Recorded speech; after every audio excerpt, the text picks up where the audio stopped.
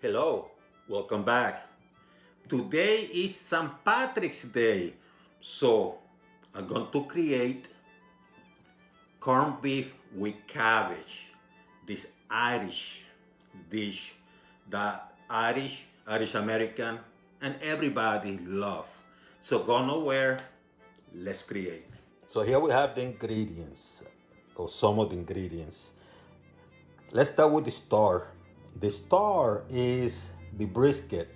Now, you can buy this in the store already in the corned beef stages because it's been brined or whatever. Or you can brine it yourself. But if you do, make sure you go through the brining process and refrigerate it for about maybe a week to 10 days. I prefer doing it myself, but it's your choice. Um, At the very minimum, I'm going to show you later in the video the ingredients that I use for the brining because I'm going to prepare them again because I'm going to use them during the cooking process. I have another star of this um, journey, cooking journey, and that is the cabbage. And this one I already cut, kind of saving time in the video. I have carrots, I peel them, and then I'm going to cut them into big chunks. I have potatoes.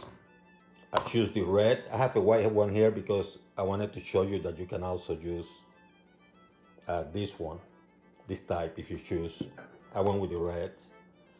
And what we have here, and I don't know if the Irish use this, I call them the aromatics. When I cook stuff like I'm cooking today, that you put it in water or liquids and you cook for like 3 or so hours, I like to have some aromatics, because I like the smell that they bring to the meal. And what I have here are cilantro, I have some sage, and I have some thyme. It doesn't matter how much you put, it really doesn't. And I have a piece of cloth that I'm going to be tidying it up and eventually adding to the cooking process. So here's the second set of ingredients that I'm going to be using. And these ingredients are practically the same that I use to brine the brisket. Clearly different measurements, but they are the same. So what I have here in this container, which I'm going to be using to smash them together, are peppercorns. I have allspice berries, ground ginger, bay leaf, mustard seeds, clove, and coriander seeds. And once again, I'm going to be smashing them together. And I'm going to be providing you with the measurements that I'm using personally in the description section. I also have brown sugar. I'm going with 1 tablespoon. And I'm using sea salt, which I love sea salt. And I'm using here also 1 tablespoon. So let me start smashing this.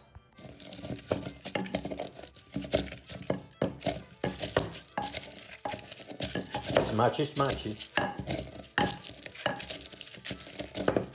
And by the way, it doesn't have to be perfect. Just smash enough as to mix the ingredients together.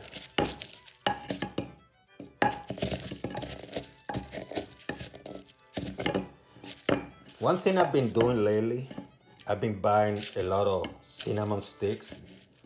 Not because I want to, is that I always forget that I have some in the house. And this morning I bought a pack, and then when I was looking at my stuff, I realized I have 3 other packs.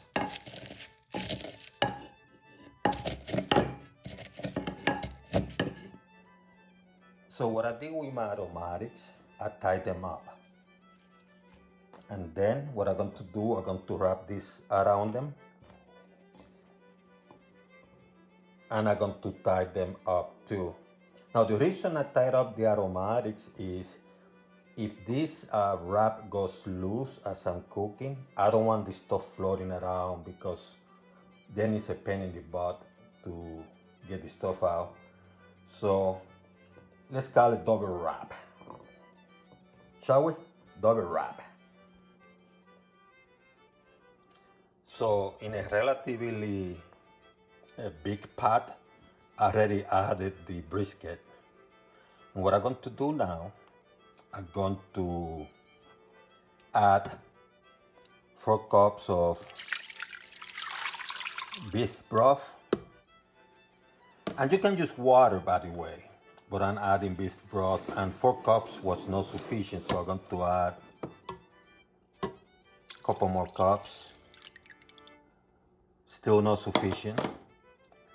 Let me grab a little bit more. So I end up adding 11 cups of beef broth. And once again, you can use water. Now the reason I added, and some people, the way they do it, they just cover enough of the brisket and then they cook the vegetable separate. But I'm trying to be efficient here, so the reason I added the extra broth or water, if you choose water, is because I wanted to have about maybe 1.5 inches, maybe 2 inches above the brisket, because I'm planning to add later in the process the vegetables, especially the carrots and potatoes, which I might need to cook them for like 20 minutes or so. And I want to do that toward the end, toward the last 20 minutes, maybe 30 minutes of the cooking process. And here's the stuff I was preparing earlier. The same stuff I used for the brine, I have it here. And I already mixed the salt and the sugar, so I'm just going to add it here. Let me spread it up a little bit, because I want those flavors. And here comes the aromatics. See how I tied it up? I tied the aromatics inside, so if this happens to open, they don't go crazy. And I'm also tying this up. And frankly, it doesn't matter because I already added this other stuff, so it's going to go a little bit crazy. But this is part of the actual, when we did the brining, when I did the brining in this case, it's the same ingredients. This one is not part of the brining ingredients. I just want the aromatics. I don't want the cilantro on it. I don't want the sage on it. I don't want the thyme on it. I just want the smell. So let me add it here. Let it float, get some of those aromatics.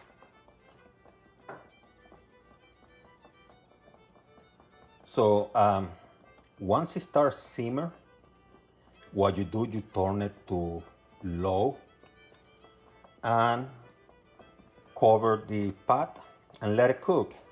Now, as I said earlier, I think this one is going to take about 3.5 hours. I'm going to check it in the 2.5 hour mark to see how close to be done it is. Because it's a smaller size, it's only 2 pounds, it might take less than 3.5 hours, so I had to check it. So on the 2.5 hour mark, I'm going to check it, and then if I feel that it's close to be done, then I'm going to add the vegetables I need to add, and then after that the cabbage. So this baby was already simmering, and what I did is I turned the heat to low, set the timer for 2.5 hours.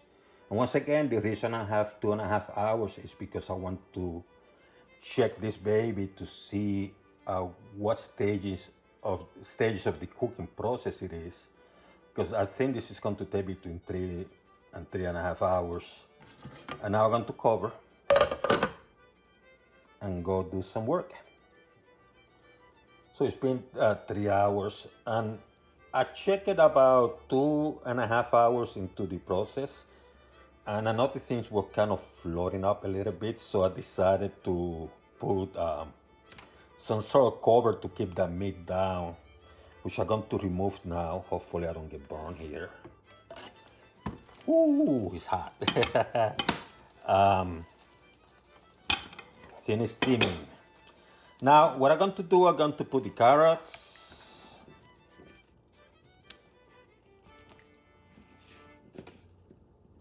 as well as the potatoes.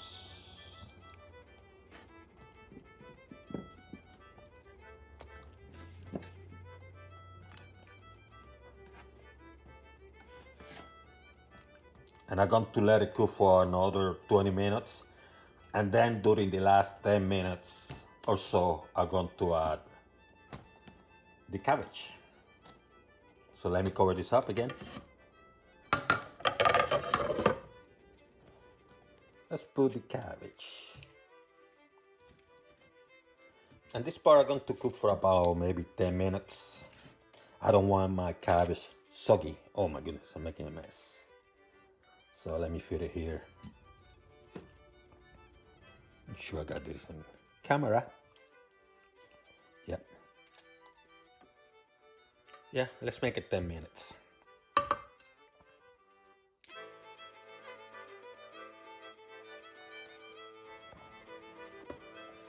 Moving the cabbage away.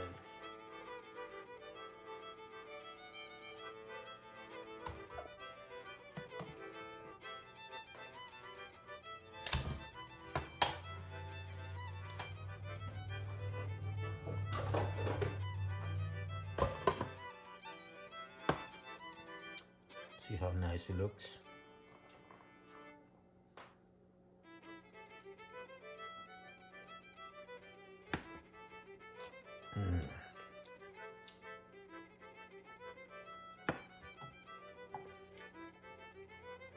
Looking good, huh?